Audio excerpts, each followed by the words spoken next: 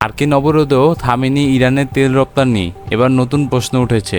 পাকিস্তানে ইসলামাবাদে যুক্তরাষ্ট্র ও ইরানের বৈঠক ব্যর্থ হওয়ার পর মার্কিন প্রেসিডেন্ট ডোনাল্ড ট্রাম্পের নির্দেশে হরমুজ প্রণালী ও পারস্য উপসাগরের নৌ অবরোধ জারি করা হয়। এই অবরোধের লক্ষ্য ছিল ইরানের তেল রপ্তানি বন্ধ করা। তবে বিশ্লেষকরা বলেছেন এই অবরোধ পুরোপুরি কার্যকর হয়নি।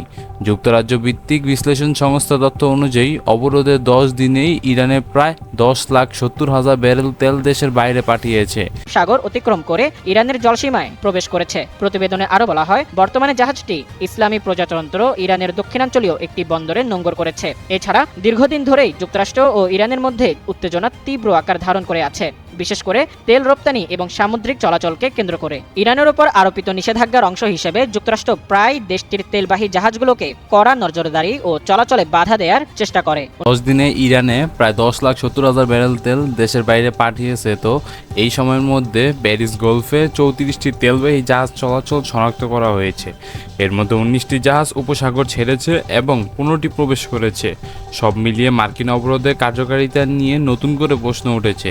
এই পরিস্থিতি মধ্যপ্রাচ্যের উত্তেজনাকে আরও জটিল করে তুলতে পারে। বন্ধুরা, এরকম বর্তমানে আন্তর্জাতিক হয়েছে। তো বন্ধুরা, এইসব বিষয় নিয়ে আপনাদের যদি কোনো মন্তব্য থাকে তাহলে অবশ্যই তা কমেন্ট বক্সে জানাতে পারেন। এছাড়া আন্তর্জাতিক খবরগুলো তো দেখলে এরকম খবর তো আপনারা অহরহই পেয়ে যাবেন। অন্যদিকে ইরান তার জ্বালানি রপ্তানি অব্যাহত রাখতে নৌ সুরক্ষা জোরদার করেছে এবং বিভিন্ন সময় নিজস্ব নৌবাহিনীর সহায়তায় ট্যাঙ্কারগুলোকে নিরাপদে গন্তব্যে পৌঁছে দেওয়ার উদ্যোগ নিয়েছে। এবার আসা যাক নতুন আরেকটি আন্তর্জাতিক খবরে। হরমুজ প্রণালীতে নতুন সিদ্ধান্ত। প্রথমবারের মতন টোল আদায় ইরানের দাবি। মধ্যপ্রাচ্যের উত্তেজনাপূর্ণ পরিস্থিতির মধ্যে দিয়ে গুরুত্বপূর্ণ জলপথ স্ট্রেইট অফ হরমুজ দিয়ে চলাকালকারী জাহাজের উপর টোল আরোপ করে প্রথমবার রাজস্ব আয় করার দাবি করেছে ইরান। দেশটির পার্লামেন্ট ডেপুটি স্পিকার তিনি জানিয়েছেন, এই টোল থেকে প্রাপ্ত অর্থ ইতিমধ্যে কেন্দ্রীয় ব্যাংকে জমা হয়েছে। তবে কিভাবে এই অর্থ আদায় করা হয়েছে বা কারা পরিশোধ করেছে সে বিষয়ে বিস্তারিত কিছু জানানো হয়নি। আন্তর্জাতিক গণমাধ্যমে এই দাবির সত্যতা স্বাধীনভাবে যাচাই করতে পারেনি। বিশ্বের মোট তেল ও গ্যাস পরিবহনের প্রায় 1/5 এই প্রণালী দিয়ে হয়। বর্তমান যুদ্ধ পরিস্থিতি ইরান সীমিত সংখ্যক জাহাজকে এই পথ ব্যবহার করতে দিচ্ছে। সব মিলিয়ে হরমুজ প্রণালী ঘিরে নতুন অর্থনৈতিক ও কৌশলগত মাত্রা যোগ হয়েছে।